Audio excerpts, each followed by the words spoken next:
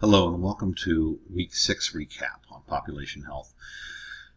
Population health and public health, as you can see, a lot of people confuse those two, but the population health really, the summary of that is the fact that it all comes down to taking that huge pot of data that we accumulate in healthcare, and specifically in healthcare IT, being able to share it among organizations, and then be able to stratify that into different segments of population, whether it's demographics or something that defines the specific population, comorbidities, socioeconomic income, so what have you. But it's really, that is the biggest difference. Now, of course, population health data, or data that's used for that, is stripped of any patient identifiers to come up with the population, and therefore it is exempt from HIPAA, as was mentioned before.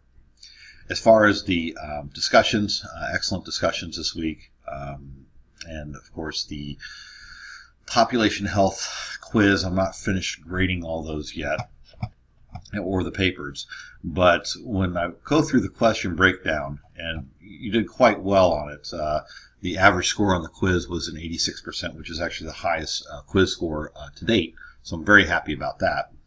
And the question breakdown, the areas that people are seeming to have problems with are which of the healthcare system has a major role in the following, and the correct answer is population health and community health. Public health, of course, is more in the government range, realm, I should say, as well as public policy.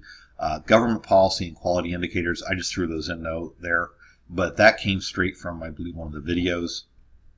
Another one that seems to be an issue is, let's see, the provider, fill in the blank. Providers can expand their population health management efforts and prevent rising risk patients from incurring excessive costs. That actually came straight out of one of your readings that you had.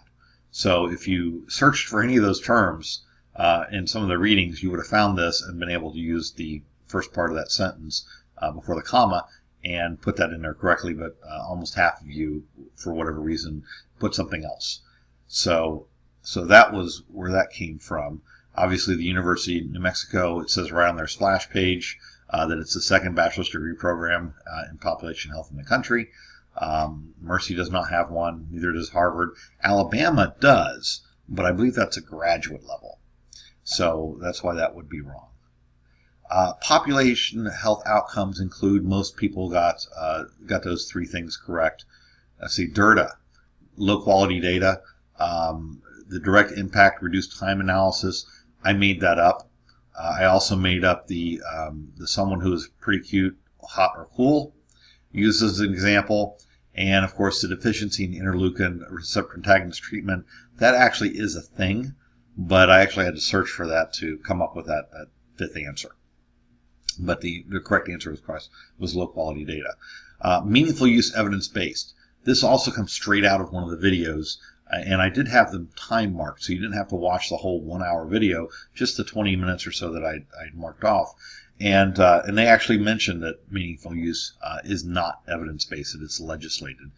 And, going through this, if you could critically think through the last 6 weeks of the information that we talked about, this was a government mandate that kind of came down the pike as a result of the HITECH Act, and it was really meant to push people to organizations to use healthcare IT in a meaningful way, but there was no evidence-based practice behind it. So that was false. Let's see. If the overall goal is to transform healthcare, who can really make change and produce quality data?